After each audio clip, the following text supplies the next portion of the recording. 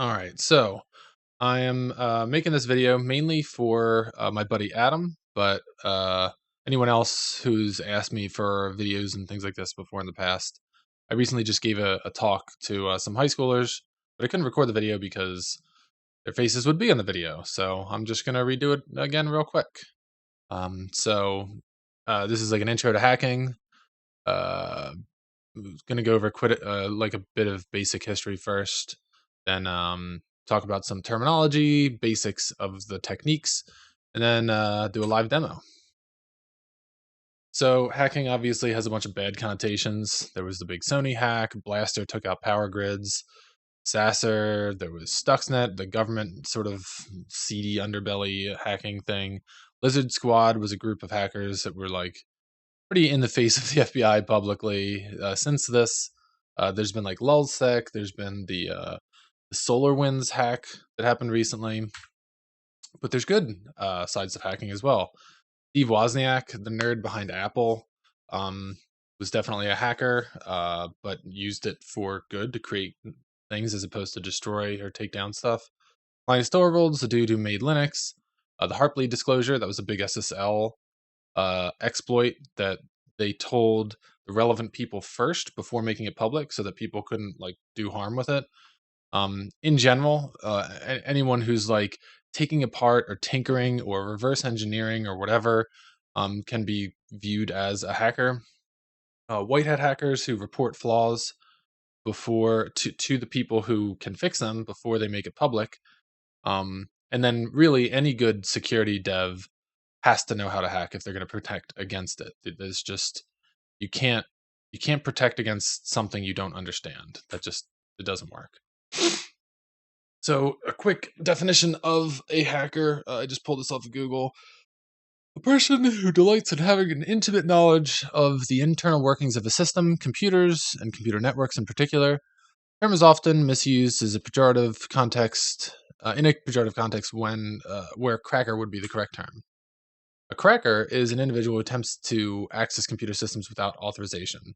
So a lot of crackers can be hackers and whatever. There's a Venn diagram there, but there's a distinction between using hacking techniques in a constructive or informative way as opposed to a destructive or, just messing around, being malicious.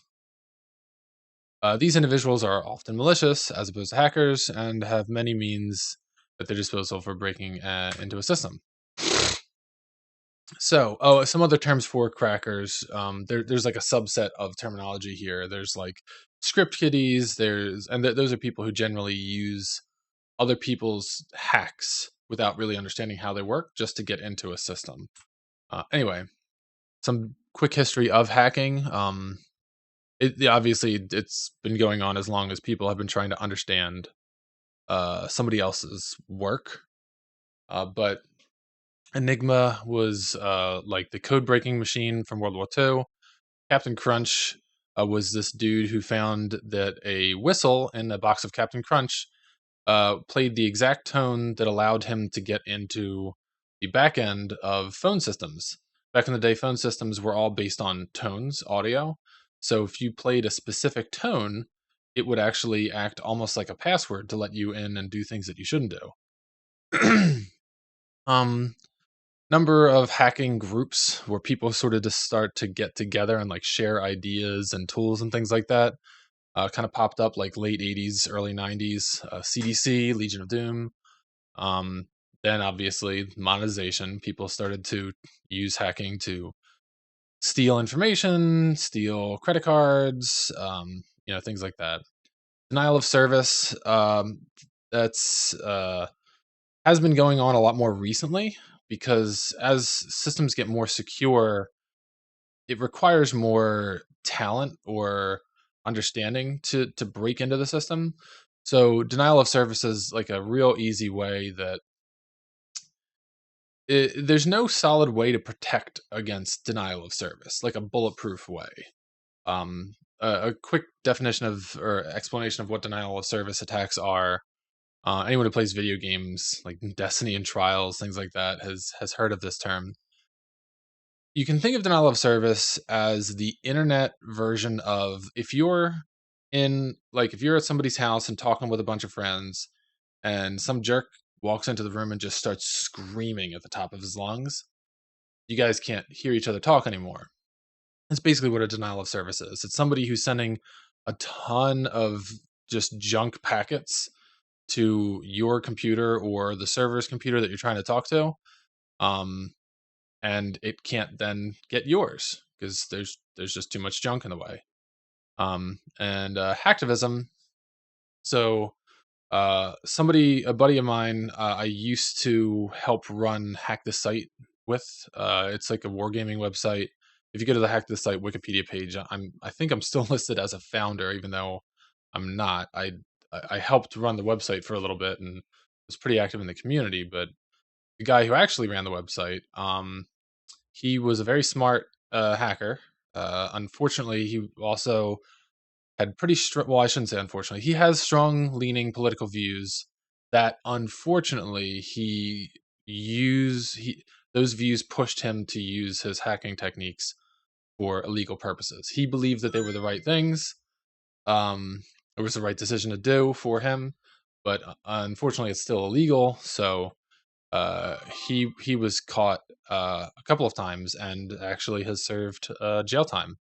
The most recent one was for Stratfor. It was part of the whole lulzsec thing. There's actually a New York Times article about it. If you just Google like lulzsec, New York Times, the hacker who eventually ended up ratting him out, like he didn't get caught directly, but that hacker's name was Sabu. So you can Google that name as well. It's an interesting story, but it's unfortunate because he's a talented guy that uh, those talents were kind of wasted for a number of years. My hacking history, The Matrix is what got me into hacking. The movie was just super cool. I was a teenager. It's impressionable teenage minds. I said that I want to do that. I want to be a hacker. I'm going to do it. Um, so first website I literally found at the time when I was like looking into all this stuff, there was like no information on hacking. Anything you could find online was like from the 80s and it was about like dial up. Um, so the first website I found was actually before Hack the Site. It was Jeremy Hammond's personal web blog called it was a Hullabaloo, and he had like I think he had four challenges. Four like there was a couple basic ones and then four sort of like realistic ones. Um, and they were like just basic web hacking, like find the password on the page, JavaScript things, stuff like that, mess with cookies. Um, and after uh, he moved to Hack the Site, I kept using the website, and I eventually like became kind of friendly with him, active in the community, and he let me develop a couple challenges of my own. So I actually started to add to the website. MySpace. I joined MySpace mainly because my buddy Jeremy kept bugging me to, and I said, "Fine, I'm going to do it, but only if I hack it." So I did, and I found a number of ways where you could literally impersonate anyone on the website. You could just change your ID to anyone else. So I was able to log into Tom's account and a whole bunch of bad stuff. I didn't do anything malicious. I reported the flaws to them. They were super happy about it. And actually, I can pull this up. They sent me a well at the time at the time we were working for a movie theater, and our manager did not believe that I was talking with and or hacking MySpace. So I asked them to send me a T-shirt uh, that says "Spiff owned us." So that's me. It's in front of my silly car that I was in the middle of painting. You can still see the painter's tape covering the window back there. And a whole bunch of people signed it. Amber was somebody who worked for them back then. This Lucas was one of their lead security guys. Hot Maria was just some like hot girl, I guess, that worked for them, like one of those like internet celebrities. Kevin was another security dev that I was working with. I helped him specifically do a bunch of like anti-spam and bot detection, and then MySpace Tom. So yeah, that was a thing that happened. Oh, they also, as more proof, marbles. They wanted our manager at the movie theater wanted uh, a bag of marbles, just as like a a very unique type thing that would prove that somebody they were sending me this, and I wasn't just like making up. So here's a bag of marbles, and then that's the CTO of MySpace. He sent me his card. That was a cool thing. Anyway, after that, I did some reverse engineering penetration testing for Lockheed Martin. Found a bunch of security flaws in network. At Drexel, they unfortunately kicked me out for a year, which was whatever. What are you gonna do? Um, I did eventually go back and graduate though. After that, I found flaws in Instant Messenger, Firefox, Net Support, a bunch of other things that I always have done the sort of like white hat, like where I report the flaw to the person who made the software so they can fix it, and then I don't make it public until it's been fixed. Usually, I think sometimes I might have screwed that up accidentally, but it was never like in a malicious way. Um, Also, I didn't put on that page, but that I have done one illegal black hat thing that I was sort of a part of. I won't say exactly what it is, but it it was definitely one of those things where it's like I just kind of wanted to do that. I was like a high schooler. It was like the thrill of the doing something illegal or bad. Even the thing I I was a part of, we left a note that told them how to fix it. We fixed the flaw so that the other people couldn't use the same thing. Um, Basically, I tried to be the nicest possible bad guy I could possibly be. But no money was stolen, nothing, no data was destroyed or anything like that. It was just basically a website defacement thing. So, hacking techniques. There's this is I just kind of cherry picked. There's a lot more than this, but there's local hacks. So that's like hacking things on your local computer, like breaking programs, uh, stuff like that. There's remote hacks where it's like me getting into a website or a server or your computer. There's social engineering, which is like you trick somebody into giving you information or doing something they don't mean to. And then more specific techniques, there's buffer overflows. That's the demo I'm going to show at the end of this. Integer overflows are where you increase a number so much that it goes around back to negative numbers because of how numbers work. Or they're called signed integers, but numbers that can be negative inside of a computer, you can essentially wrap them around. Man in the middle techniques, that's where essentially you trick somebody else into sending data to you that you then relay to the person that they actually want to talk to, and it lets you listen in between them. And then if you want, you can change the data along the way. So instead of me just eavesdropping, person A could say, I want to say the word ball, and then I'm like, nah, you don't want to say ball, you want to say bat or whatever.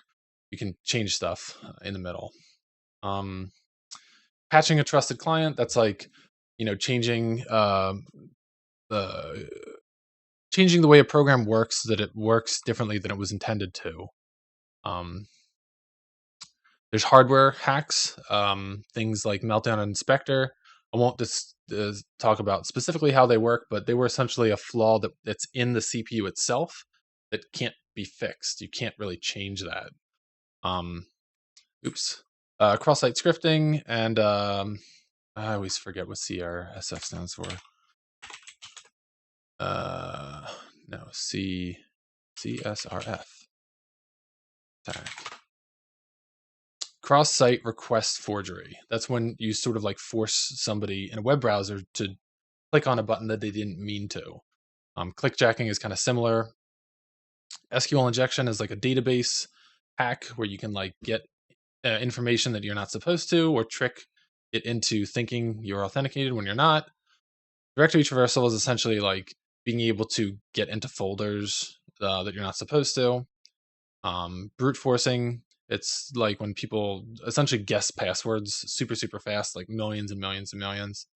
And then we already talked about DOS, and DDoS is the same thing as a denial of service attack, but it's distributed, which means like thousands of computers will all send lots of traffic instead of just one jerk yelling. So start to finish, this is a real high level abstract way that any sort of hack kind of goes down. The first step is information gathering. You have to know as much information as possible about the victim before you can attack it. You need to know what software is it using, what kind of computer or hardware is it, what can you interact with it, like what ports are open, things like that. Second step is to identify an attack vector.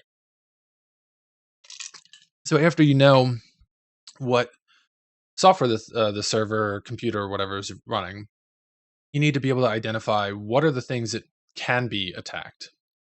So you can search for public vulnerabilities, things that other people have already found, like public exploits, things like that. Or you can research and find one on your own. New vulnerabilities that nobody knows about are called 0 days. And then a subset to that is, and really for A as well, you need to know enough about the skills and languages and tools that the hack or tools or software that you're going to attack work with to be able to attack it. You can't yeah, so it just in order to hack something using like Python, you're going to be able to know a little bit of Python. If you're going to hack an Apache web server, you need to know a little bit about how Apache works. So this is one of the reasons why I sort of encourage people to learn how to hack, because it sort of forces you to learn a lot. Maybe not necessarily like super in depth, but definitely broad knowledge. Mainly because it's kind of like a necessity is the mother of invention, like that coined term. Line under here, I put here as a danger. So past this point, we're now edging into this is somewhat illegal. So the next step is penetration test. So this isn't actually hacking the system. This is kind of just like testing to make sure.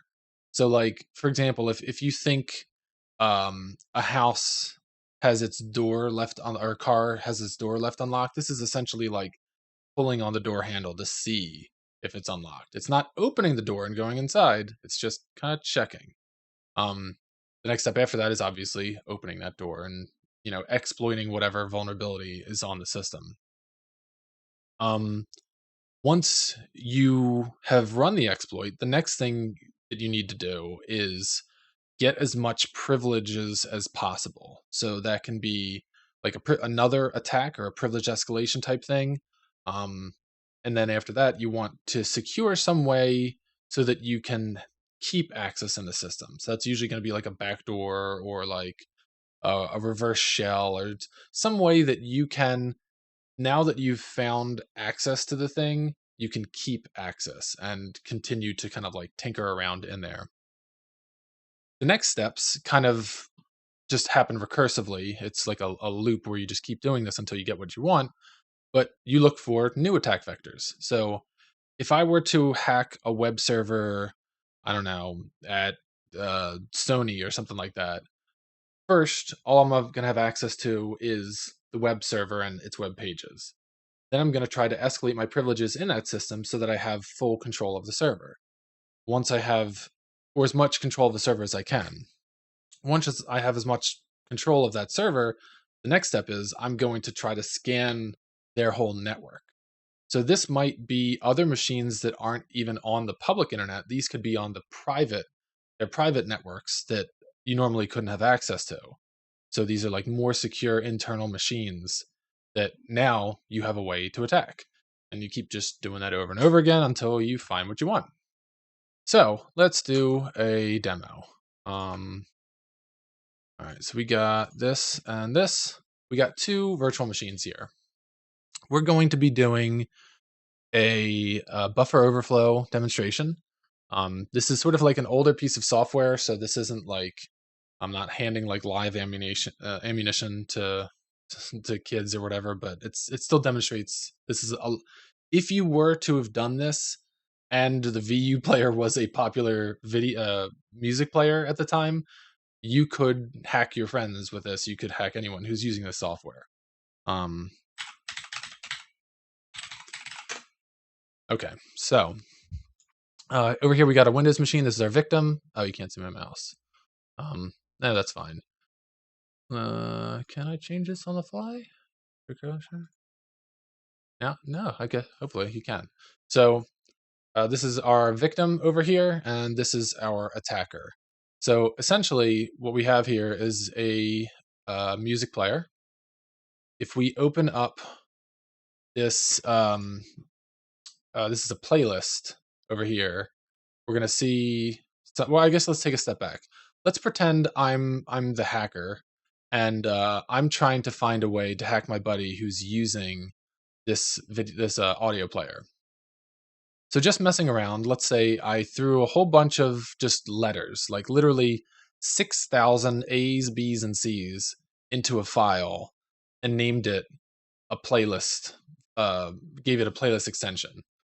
So extensions are like the 3 or 4 letters at the end of a file, like .txt, .jpeg, .whatever. .m3u is a playlist. So I just threw a whole bunch of letters in here. This is not a real playlist, obviously. This is just a whole bunch of letters in a file. If we open this with the audio player, nothing happens. What if we open it with the audio player like this? See what happens.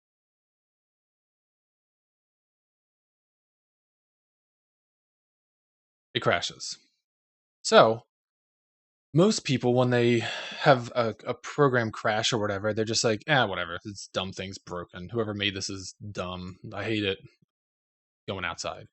Nerds or hackers will take it apart and sort of figure out why did it crash. Because oftentimes when something crashes, that might mean that you can do something not great with it. So let's open up our program. This is a debugger right here. This is a lot of information. It can be pretty intimidating if you've never used a debugger before. Essentially, this window right here is assembly. This is the code that the computer actually reads. It's literally just bits and bytes. Like this is hex representation of the data. But at the end of the day, like I'm sure you've heard of the term binary, you can show the same data as binary. You can show it in hex values. You can show it in number format. You can show it in letters like ASCII. Here I can show you. Do this. You go to ASCII table. I think it's .com. Yeah. So you can see a lowercase or an uppercase, let's say A, is 101 in octal. It is 41 in hex. It's 65 in decimal. And if you open up a calculator, you can see it in other formats too. I think it'll actually show you in binary. Really? What's going on here? Did I just break my VM? I just killed Chrome. So let's say like 41. What was it? I don't remember. Let's say it was 41 in decimal. I think it was 41 in hex. Yeah, 65, 101, and that's it in binary. So there's no like conversion or compiling or anything like that. This is literally just the same data shown in different ways. So anyway, that's what this is here. This is literally that same data just shown in another way.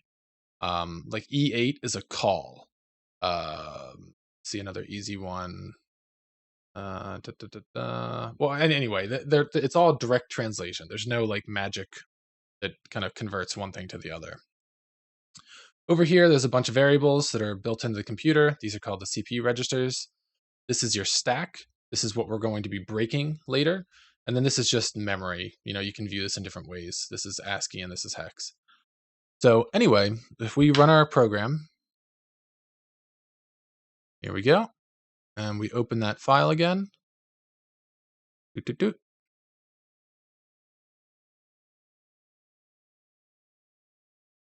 So we hit a breakpoint here. Breakpoints are where they're a way that a debugger can stop a program and let you like freeze time so that you can like take it apart and kind of like figure out what's going on. Think of it like doing surgery on a program as it's running. So right now it's about to copy, this is called strcpy or string copy, about to copy data from one thing to another. It's about to copy a bunch of our A's, that playlist, to a chunk of memory. So this stack is important. The stack, you put data on there that you want to get back later or you need to get back later. And one of the most important things the stack does is when a computer program calls a function, when it goes to do something else, like let's say it's doing its normal audio playing or whatever, and then you tell it to load a new playlist. That loading playlist code is going to be in a function. So it starts here, now it's doing the playlist load stuff, and when it's done loading the playlist, it wants to go back to playing the audio. So it needs to know how to go back to where it came from. The stack kind of keeps that return pointer, like here's where you go next. So if we put too much junk into the memory, and that memory, it was only expecting, let's say they only expect like 1,000 letters or something like that, and I give it 6,000. If you've got 1,000 letters here that it's ready for, and I give it 6,000, it's now written past what it was supposed to, and over here might be that special return pointer that's on the stack. So now my junk has overwritten how the computer knows how to go back to where it came from. So I can put special data there instead of just a bunch of A's that will control where the computer goes next. So right here, this is just going to be a crash. You can see now the stack is a whole bunch of 4 ones. And because it's about to do a return, if I hit go, it's going to say exception, access violation. I can't go there. That's not for me. Which it's not. It doesn't have access to that chunk of memory. But that's because we just shoved a bunch of A's in there. So of course it's going to freak out. What if we were to take this attack machine and use some special code? So this is a special program. Not this one, Metasploit. Metasploit is a special framework of tools that allows you to, let's see what the hacker is. I'm going to hack you. There we go. Metasploit is a special set of tools that allows you to create exploits. It has a number of existing exploits to test with. It has a number of tools that allow you to generate payloads for an existing exploit. A payload is essentially like code that you want it to run afterwards. So stop it. Let's paste this in here. So essentially what we're going to do is we're going to make a payload that we're going to shove into that chunk of memory. So instead of it being a bunch of A's, it's now going to be computer code. What this computer code is going to do is I'm telling it to just start the calculator on the computer. We're not going to do anything malicious. This is just a proof of concept, but this is going to prove that we could control this person's computer just by them opening a playlist. And you might think like, that's not that big a deal. I just won't open any files my friends send you. But anytime you go on the internet, you're looking at files that other people send you. Those are pictures, those are, videos, audio, whatever. When you're playing a game on the internet, you might not be actually opening files and whatnot, but there's data being sent to you, packets. And you could do this exact same technique if you were to find a flaw in that game. I could send you a special packet that would write too much data past where it's supposed to, take control of that return pointer, and now I've got control of your computer or game system or whatever. So what we're going to do here is this is going to chug along and make a little payload for us. We're going to take that payload, shove it into a playlist. I'm just going to show you what it looks like over here, but I already have the playlists on the Windows machine. So this is just a bunch of data. It looks like junk to us, but if we put that data into a playlist,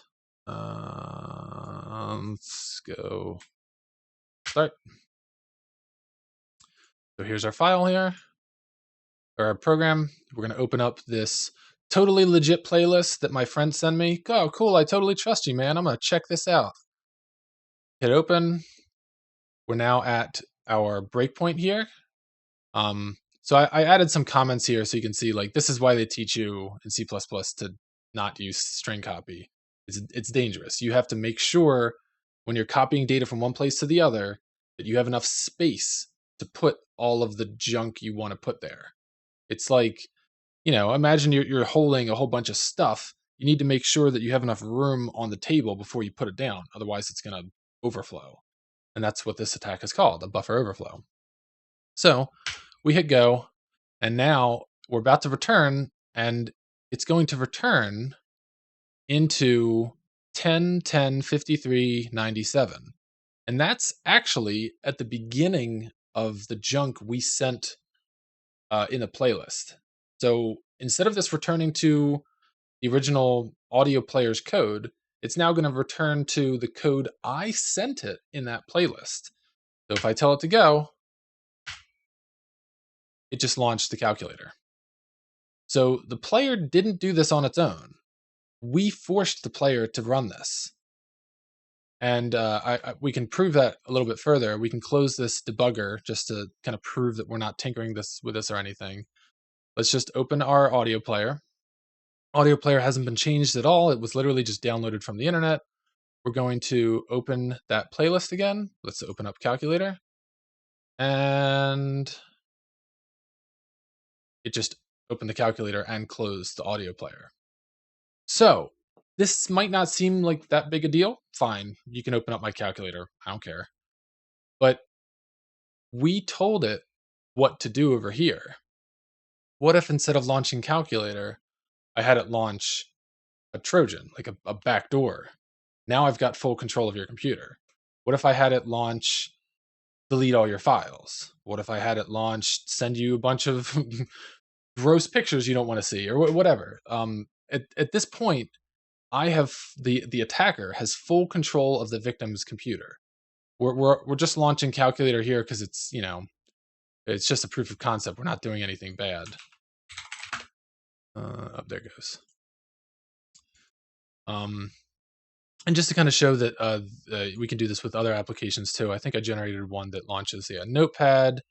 Yeah, same thing. You could make it launch a web browser. You could make it launch a remote control session, whatever. But because the program was expecting, like, let's say 1,000 letters, and we sent it more, it was expecting to put those letters right here, and then there's a special bit of data right here that tells the computer what to do after it's done loading the playlist. We wrote right past and then overwrote that return pointer with a number that told the computer to go here when it was done. So now at the beginning, instead of it being a bunch of A's, we put computer code in that playlist. Like, I can open up what those playlists look like, and it's going to look kind of like junk with a bunch of A's in it too, just because we needed to fill it up with space. But so we got a bunch of A's, and there's our code. So it looks like junk to us because, we can't, like, read computer code. But if we were to, let's say, open this up in the debugger again, open our victim program thing here. Let's open up this playlist. Let's open up the calculator one. So right here, it's about to return. So where's it going to go to? Let's hit F7 on in debugger this debugger specifically, F7 will step one line of code at a time instead of just telling it to go. So now we're right here. And if we scroll up a bit, we should see. Nope, not here. Where are we? Turn here. There's the jump. There. So there's all of our A's. 4-1 in hex. This is the A's.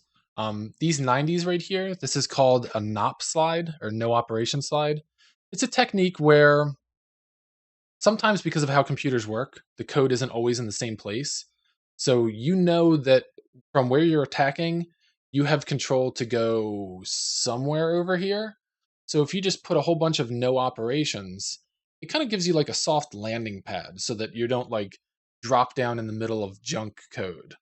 A 90 is essentially, it just tells the computer to do nothing. It's no operation. So if it lands right here, it's just going to do nothing for these instructions. No big deal. It could have landed right here and we still would have been cool. So it's like think of it like a landing pad, like a nice soft cushion for your attack to get into. But now all of this right here, this is that code that we generated with our attack machine. And like we were saying before, we could make this do whatever we want. So at this point, the machine is hacked. We have full control. You can then go through that 1 through 7 step that we were showing before of like what you would do. So at this point, we've exploited the system. So now we can privilege escalate. We could try to get admin access on your machine. We could then backdoor it, open up a port so that we can connect to it again later.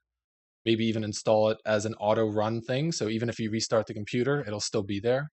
And then we start looking for new attack vectors. So maybe if I hacked into your personal laptop, I could scan the rest of your network, find your phone, find any other family members, find your TV, anything that's on the network and has an IP address. We could potentially then start the process again. Information gathering, looking to attack it, things like that.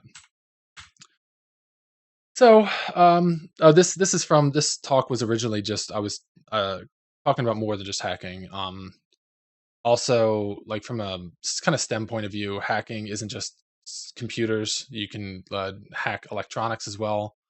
So I gave a demo a while ago to some high schoolers for like how to make like a rapid fire mod for a controller using electronics or Raspberry Pis, things like that. Circuit bending is like where you take like that, like a controller, and you modify it in a way that it wasn't intended to do something new. I do this a lot with toys that I make for my kid.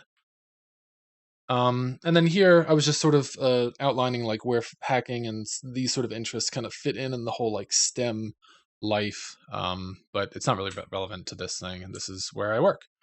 So yeah, that's it. Yeah, I'm just gonna throw this on my YouTube. If anyone has any questions or wants to see more demos or whatever, definitely let me know. And that's it. Okay, bye.